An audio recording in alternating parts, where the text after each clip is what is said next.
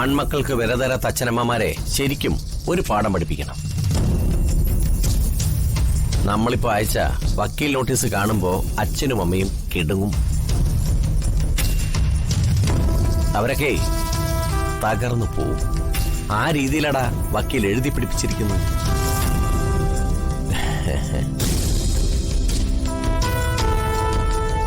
നിനക്കെന്താടാ ഞാൻ പറഞ്ഞു കേട്ടിട്ടൊന്നും സന്തോഷമില്ലാത്തത്?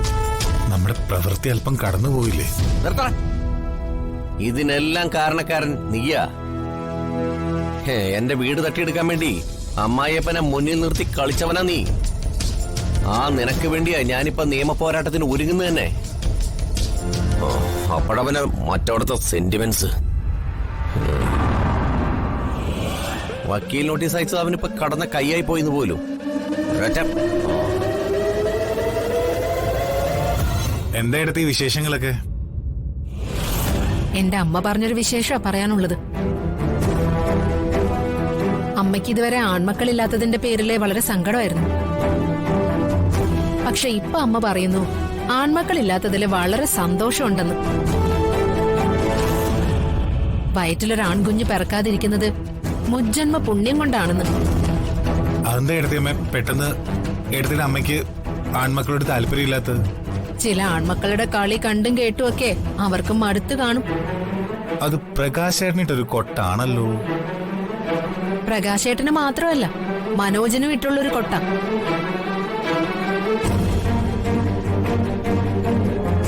ഞാൻ എന്ത് തെറ്റ് ചെയ്തു എടുത്തമ്മ പറയുന്നത്?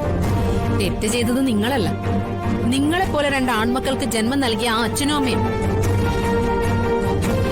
ഇപ്പൊ അയച്ചു എന്ന് പറയുന്ന വക്കീൽ നോട്ടീസ് കൂടി കൈ കിട്ടുമ്പോ അത് അവരുറപ്പിക്കും. നിങ്ങൾക്ക് ജന്മം നൽകിയ ആ നശിച്ച നിമിഷത്തെ ഓർത്ത് വിലപിക്കും. ഇവളുടെ വായിലിരിക്കുന്ന കേട്ടപ്പോ നിന്റെ ക്രിമികടി തീർന്നോ? ആണുങ്ങൾ തമ്മിൽ വളരെ പ്രധാനപ്പെട്ട കാര്യങ്ങൾ സംസാരിക്കുമ്പോ നീ എന്തിനാടി ഇടയിൽ കയറി വന്നത്? നീ പോയിട്ടെ കടുപ്പത്തിൽ 2 ചായ എടുത്തിട്ട് വാ. പോയി അനിയനും ചേട്ടനും കൂടെ തന്നെ അങ്ങ് ഉണ്ടാക്കി കുടിച്ചാ മതി.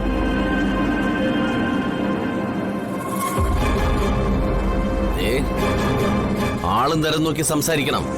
നിന്റെ ഭർത്താവാണ് ഞാൻ. ആ ബഹുമാനം നിന്റെ സംസാരത്തിൽ ഉണ്ടാവണം. സ്വന്തം അച്ഛനമ്മമാർക്കും കൂടപ്പിറപ്പുകൾക്കും പിന്നെ എന്റെ പെറ്റമ്മയ്ക്കും പ്രകാശേട്ടൻ കൊടുക്കുന്ന വില എനിക്ക് നന്നായിട്ട് മനസ്സിലായി.